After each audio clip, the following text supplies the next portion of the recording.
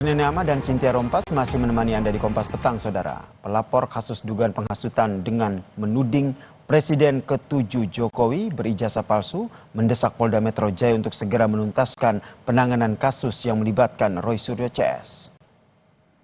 Advokat publik, defender dari Peradi Bersatu menyurati Kapolda Metro Jaya Irjen Karyoto agar memberikan atensi kepada penyelidik supaya kasus dugaan penghasutan yang dilakukan oleh Roy Suryo CS segera dituntaskan. Langkah ini ditempuh karena penanganannya terkesan mandek setelah diambil alih Polda Metro Jaya. Peradi Bersatu pun mendesak agar penanganan kasus segera naik ke tahap penyidikan agar narasi kebencian dan fitnah tidak terus berkembang di masyarakat.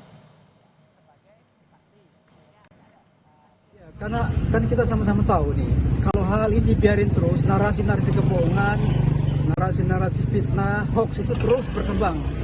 Bahkan sampai anak-anak kecil saja pun tahu bahwa Pak Jokowi itu memegang ijazah palsu. Ini sangat terkeruan, terjadi polarisasi di mana-mana. Itu sebab kita tidak mau bangsa ini terpecah belah. Bila minggu depan dipanggil itu orang-orang yang suka fitnah, suka bikin hoax, bikin gaduh di mana-mana, itu dipanggil semuanya. Segera naikkan sidik, begitu loh. Gak boleh dibiarin ini, berbahaya kalau dibiarin di bangsa kita ini. Teka-teki soal lokasi desa tempat Presiden ke-7 Jokowi melaksanakan kuliah kerja nyata pada tahun 1985 menjadi sorotan usai salah satu penuding ijazah palsu Jokowi, Rismon Sianipar, menduga jika Kecamatan Wonosegoro, tempat Jokowi KKN, adalah fiktif. Jadi mumpung kita ada di Solo, kenapa enggak kita mampir untuk ke Boyolali, Kecamatan Wonosegoro. Katanya kalau di media sosial dikatakan bahwa desa-desa tersebut baru berdiri tahun 2000-an.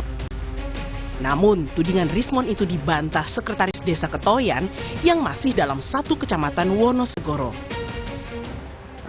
Sebagai pamong desa atau perangkat desa yang aktif sekarang, terus terang siapapun itu orangnya yang menyebut Desa Ketoyan fiktif, apalagi yang beredar itu Desa Ketoyan berdiri di tahun 2000, itu menurut saya itu argumen yang sangat keliru, tidak berdasarkan fakta yang ada. Tak hanya itu, melalui informasi dari anak kepala desa, saat Jokowi KKN di tahun 1980-an, secara eksklusif membawa tim Dipo Investigasi melihat rumah yang pernah ditumpangi Jokowi selama KKN di Desa Ketoyan. Lokasi di sini, Pak ya? Ya. Saat itu Bapak mungkin masih ingat tempat tidurnya di mana, Pak? Ya di sini, di sini. Posisi di sini ya? Ya. Oke, di sini. Ya. Diisi oleh Dua orang ini. dua orang ya? Ya, satu Pak Jokowi, yang satunya Pak Mas Ecot dari Jember. Ya, aktivitas dengan warga kampung, bikin papan petunjuk dan lain sebagainya itu. Jadi pembinaan dengan anak-anak muda.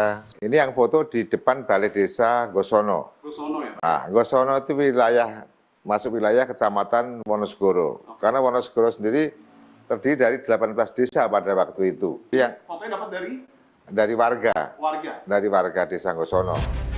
Sebelumnya, Jokowi mempersilahkan pihak-pihak yang masih meragukan keaslian ijazah, skripsi, hingga lokasi tempatnya KKN.